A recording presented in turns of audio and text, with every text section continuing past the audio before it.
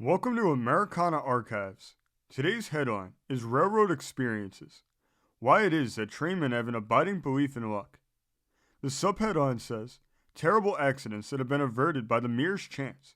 Better to be lucky than rich. This article originally came from the St. Louis Globe-Democrat. It says, if there is one thing that a railroad employee believes in more than another, it is luck. No matter how clearly a practical man may analyze a certain odd occurrence, they will dubiously shake their heads and contend that it was the cause of luck, good or bad, pure and simple. For instance, if one of their number had been ordered out on a certain train, and through sickness had failed to report, and the man taking his place had been killed, they will, one and all, emphatically declare it was the case of lucky sickness for the man that was compelled to remain at home. They fail to see the fact that the substitute proved negligent in his duty, and had the regular man been in his place, it was 100 to 1 chance that the accident would not have occurred. It is, however, an undeniable fact that there are more strange and weird occurrences taking place daily in the railroad service than in any other branch of employment. The ponderous rolling stock, the swift flight through the country over spider-like bridges, under the earth through long dismal tunnels, and in weather varying from the pleasant to the most trying, all tend in the direction of beliefs almost supernatural. Then again, train service is not the kind that calls so much for brain as physical equipment. The element of chance does, to a certain extent, enter into the everyday service of trainmen, and that they should be superstitious is only following natural lines. It's occurrences like the following, the details of which recently came from Hazleton, Pennsylvania, that lend a color of substance to a trainman's belief in luck. When coming into the yard at Weverly, a small station near Hazleton, with his train, conductor John McHugh told one of his brakemen to cut the caboose loose at the lower end of the siding and let the engine take the train to a point near the western end. McHugh had then been on the road constantly for 20 hours, and his eyes were heavy for lack of sleep. As ordered, the brakeman a few minutes later pulled the pin holding the caboose, and supposing that the conductor would take care of the car, continued up the track with the remainder of the train. The brakeman noticed later, however, that the caboose had run out on the main line again, and that McHugh had not appeared on the platform. The road at that point is marked by a grade which drops 50 feet to the mile, and to catch the caboose was impossible. Taking the situation in at a glance, the trainmen hastened to the telegraph office, and messages were sent to the different stations below to either sidetrack or derail the runaway caboose. It is not known whether the conductor was on it or not. The operator at Black Creek reported the car by his station, and the man at Penhaven was barely notified when the runaway shot by the window of his office. Down the mountainside, the car rushed with the rapidity of lightning, while within it sat conductor McHugh, fast asleep, and oblivious to the danger his nap was incurring.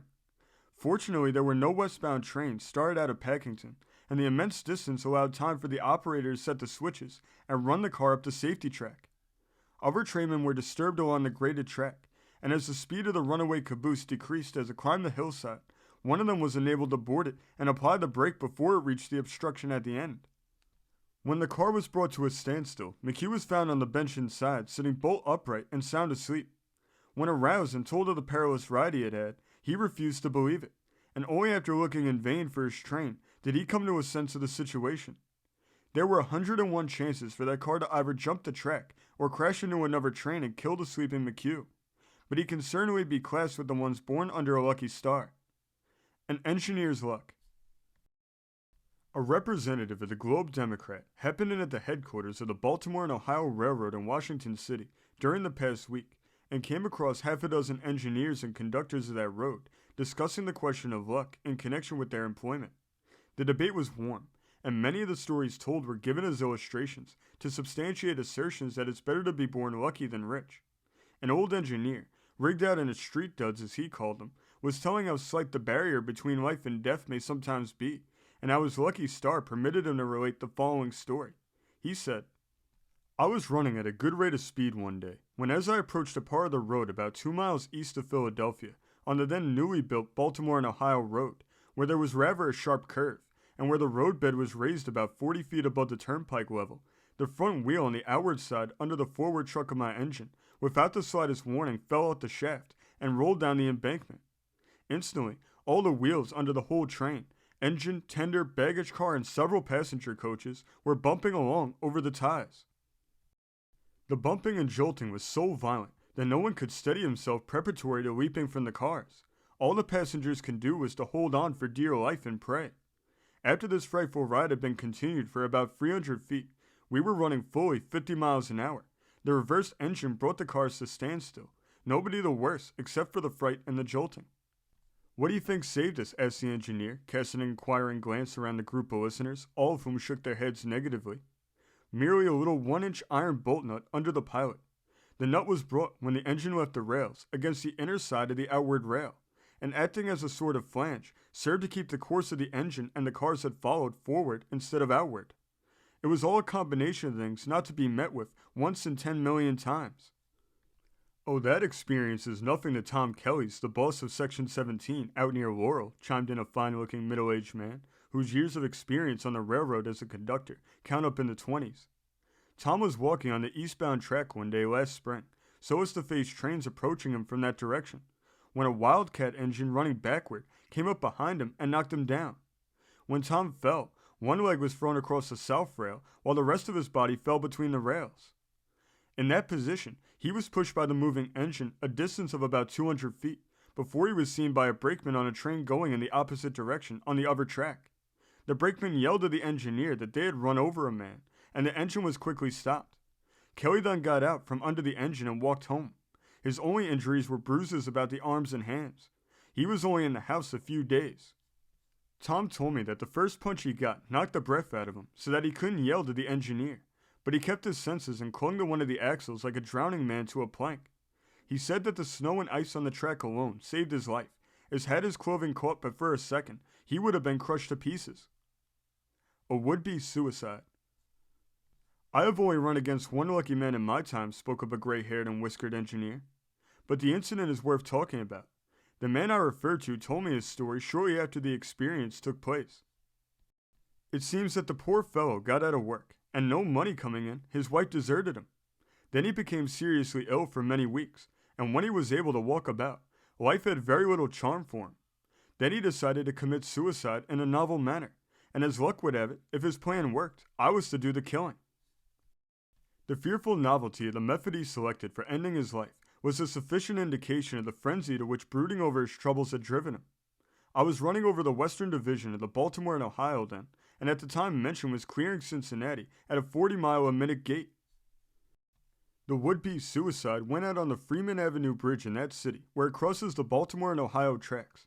After waiting some time, my train swung into sight, and he quickly mounted the bridge railing. I saw the fellow, but there are so many curious antics going on about a railroad that he but slightly interested me, and I let my train speed ahead. Just as we were dashing under the bridge, the poor fellow threw himself head first towards the tracks below. As I saw him take the plunge, my breath forsook me. As you know, boys, it takes a tough man to kill a human being without a quiver of remorse. The poor devil intended to throw himself in front of the engine, but waited just a fraction of a second too long. Instead of meeting the horrible fate he had planned for himself, his body struck the convex side of the engine boiler, glanced off, and rolled into the mud at the side of the track. Several bystanders who had seen the man take the terrible leap rushed to the spot, expecting, of course, to find him a crushed and bleeding mass. They found instead that though he was badly bruised and his nose and face badly lacerated, he had few bones broken and in a few weeks was fully recovered. He came to see me afterward at the station in Cincinnati, and after telling me his troubles, said his experience with my engine had completely cured him of suicidal intentions, and that he was going to brace up and be a man. That was a lucky jump for him, for besides not killing him, as it should have done, it knocked some sense into his foolish head. That escape was almost as lucky as Jim Walters, chimed in another one of the group.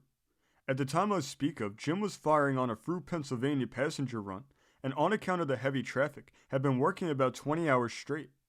Of course he could steal little naps off and on throughout the run between this city and Philadelphia, but the engines are big, they work hard, and he finally worked himself into a half-conscious condition. He was coming south on a run that reaches Washington near midnight, and about an hour earlier than that pulled out of Union Station, Baltimore. You all know what it is to get through the big tunnels up there with a heavy train, and Jim worked like a pole horse to keep up a full head of steam. After they cleared the tunnel, Jim nursed his fire nicely, so as to get a little rest down to the grades near Severn. He had finished trimming up the coals, and was turning to creep up into the little resting nook opposite the engineer, when he lost consciousness.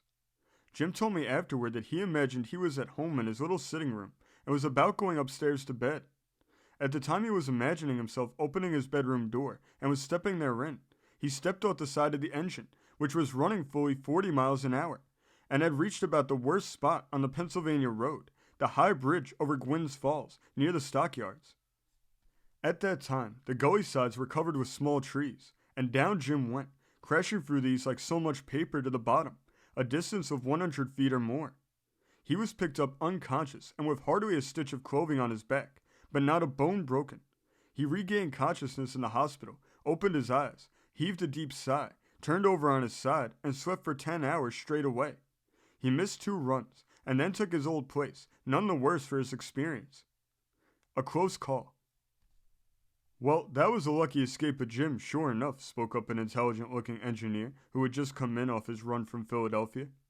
But Jerry O'Neill, the traveling engineer, told me of an experience he had last September while on his way east from Chicago that will make you hold your breath and make you all more positive in your belief in luck. Jerry said he was coming to Washington on train number 6, the daily flyer between Chicago and Pittsburgh on the Pittsburgh and Western Road. The train consisted of a baggage car, 5 Pullman sleepers, and a dining car, and was crowded with passengers. Numerous little delays threw the train behind time, and when the accident happened that I am telling of, the engine throttle was wide open, and the train was running at fully 60 miles an hour. Charlie Parks, Jerry told me, was handling the engine, and from what I knew, he wasn't guessing at the speed. The engine had just crossed the Pine Creek Bridge when Charlie, Jerry, and the firemen were almost thrown from their seats by a violent jolt.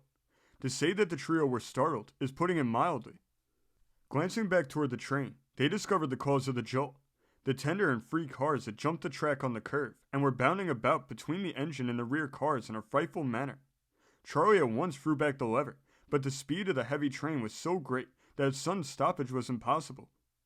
This state of things continued for about 50 yards, when with a mighty lurch that stopped the breath of the 3 badly frightened men in the engine, the cars plunged on the rails again, making the trucks tremble and creak as they struck the track of steel. The danger was over, but no one, except the men in the engine, knew or ever will know what a terrible catastrophe was averted. Jerry said he went back to examine the rails and roadbed after the train was finally stopped, while Parks and the trainmen looked the cars over. He found that the tender and cars had let the rails just at the end of the bridge, and striking the ties had bounded along for a distance of 10 yards, where 2 deep dents in another tie showed where they had alighted. Some 10 yards further on, there's a mill railroad crossing. The wheels of the tender had struck the cross rails and had actually split 2 of them in pieces. The cars then bounded into the air, and the inside wheels landed more than a foot outside of the main track, where they ground through the ends of the ties, reducing them to kindling wood. At a second crossing a short distance beyond, the wheels struck the guard plank and made the wonderful leap that landed them again on the rails. Had the slightest flaw developed in any one of the derailed cars or tender, a splinter wreck would have occurred, and the loss of life would have been something terrible. Jerry told me he didn't believe there was a person on that train who was born in the sign of the crab. This story came from the great state of Indiana, being reported in the Sunday Journal of September 12, 1897. Thank you for joining us today. If you want to continue to uncover all of America's lost and forgotten history, then remember before you leave to hit the subscribe button, hit the notification bell, and remember to like and comment below. And we will see you next time on Americana Archives.